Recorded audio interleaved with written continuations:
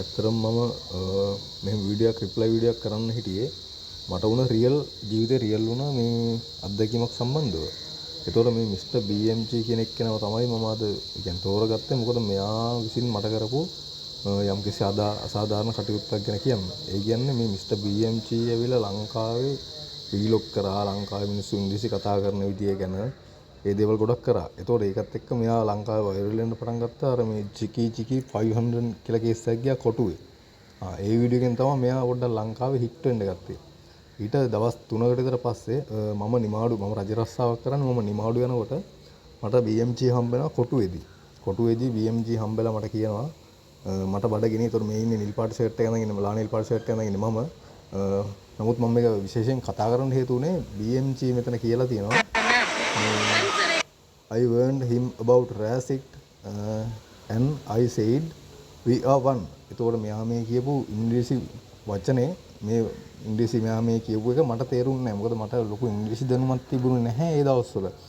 ඒතකොට මම ඒ දවස්වල පාරේ යනකොට සමහර කට්ටිය මට කතා කරලා කියනවා මල්ලි මෙහෙමයි වානේදර වීඩියෝ එකේ ඉන්නේ. වා මේ ලොකු උදව්වක් කරේ මනුස්සයර. ඒ කියන්නේ වා ඒ මනුස්සයර හොඳට සැලකුවා ආගන්තුක සත්කාර කරා. ඒක හොඳයි කියලා කියනවා.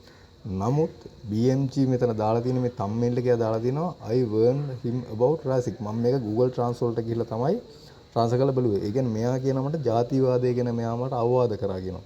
ජාතිවාදය ගැන මෙයා අවවාද කරන අපි ජාතිවාදය ගැන මුකුත් එහෙම කතා කරේ නැහැ. මෙයා මගෙන් ඇහුවේ බෞද්ධද කියලා. මම බෞද්ධ කියලා කිව්වා. ඊට පස්සේ මෙයා මට මස් කන්න කියලා කිව්වා. ඒ දේ තමයි මෙයා මෙතන හයිලයිට් කරේ.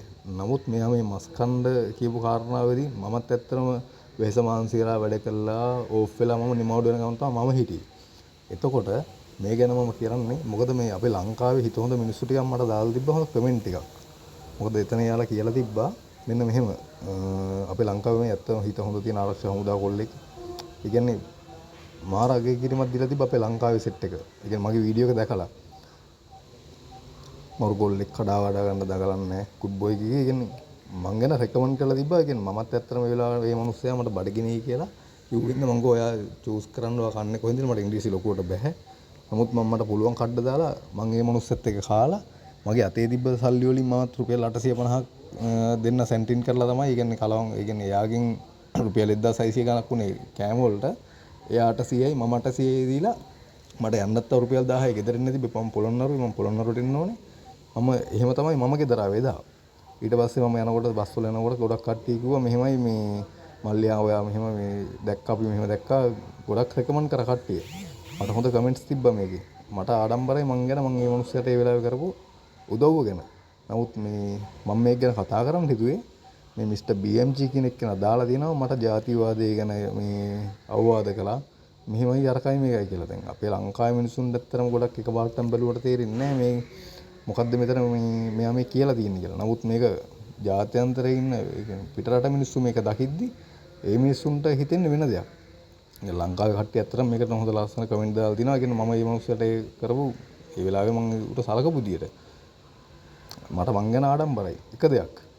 නමුත් අර මේ මෙතන මිස්ටර් BMG කියන මේ පුද්ගලයා දීලා තින්නේ වැරදි අදහසක් ලෝකෙට. ඒක තමයි වැරද්ද මෙතන මේ තියෙන.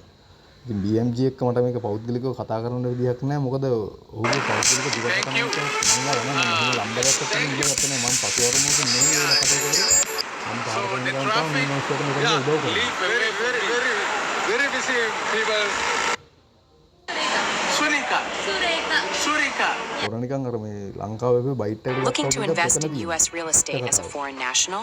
Find your next investment ඉතින් මේ වීඩියෝත් එක්ක සම්බන්ධ වෙලා හිටපු හැමෝටම ගොඩක් property ස්තුතියි. in just a few. මම මේකට කොහොමද ලයිව් ඇවිල්ලා BMG එක්ක ලයිව් සෙෂන් එකක් කරා මේ කරපු දෙයට මම අනිවාර්යෙන් BMG එක්ක මේකට කතා කරනවා. thank you මාත් එක්ක රැඳිලා හිටියට මෙච්චර ලාව.